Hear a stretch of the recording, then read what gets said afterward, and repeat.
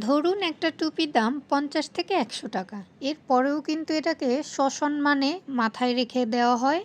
আবার ধরুন একটা জুতার দাম ১,০০০ টাকা বা এরও বেশি। কিন্তু ওই জুতাটা হাজার দামিও জিনিস হলেও কিন্তু ওটা পায়েই থেকে যায়। এমনি আমাদের সমাজে অনেক মানুষই আছে যাদের অনেক টাকা পয়সা থাকা সত্ত্বেও তারা তাদের সম্মানটা পায় না।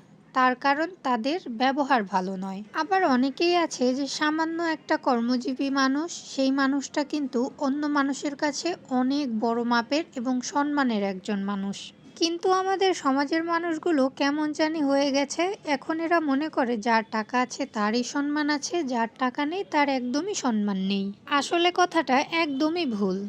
আল্লাহ তাআলা যাকে ইচ্ছা তাকে সম্মানিত করেন এবং যাকে ইচ্ছে হয় না তার কাছ থেকে সেই সম্মানটুকু কেড়ে নেন। হ্যালো ভিউয়ার্স, আসসালামু আলাইকুম। বলতে বলতে অনেক কথাই বলে ফেললাম।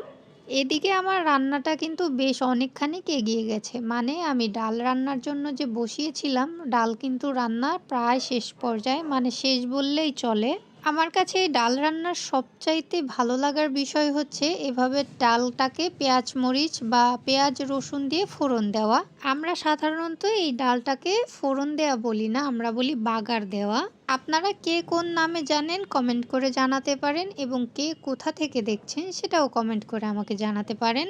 আমরা বাঙালিরা মানেই কিন্তু ডাল ভাত। আর ডালের সঙ্গে যদি একটু আলু ভর্তা হয় তাহলে তো মজাই, সেদিন এক প্লেটের জায়গায় ২ প্লেট ভাত খাওয়া যায়।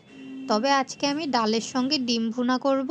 শুধু ডিম ভুনা করলে আবার আমার কর্তামশাইয়ের কাছে পছন্দ হয় না, এই জন্য কয়েকটা বেগুন আর কয়েক টুকরা আলু একসঙ্গে দিয়ে ভুনা করে ফেলবো। আর এখানে আমি হাঁসের ডিম এবং মুরগির ডিম দুটোই নিয়েছি এবং বেগুনগুলোকে ভেজে নিচ্ছি।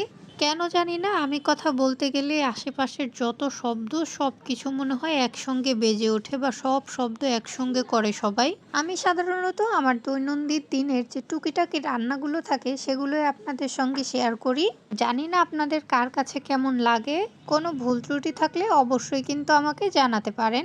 আর এই যে আলু ভাজাটা দেখে একটা কথা মনে পড়লো, এভাবে আলু ভাজা দেখলেই আমার ছেলে বলে, আম্মু আমি আলুর চিপস খাবো। ও মনে করে এটা আলু ভাজা না, এটা আলুর চিপস। আজকে খুবই সাধারণ এবং সিম্পলভাবে খুব ঝটপট রান্না করছিলাম। যাই হোক, যেভাবেই খাই না কেন সবশেষে আলহামদুলিল্লাহ বলা উচিত আমাদের সবার। কিছু মানুষ তো দেখবেন টাকার জন্য খেতে পারে না, আবার কিছু মানুষ দেখবেন থেকেও খেতে পারে না।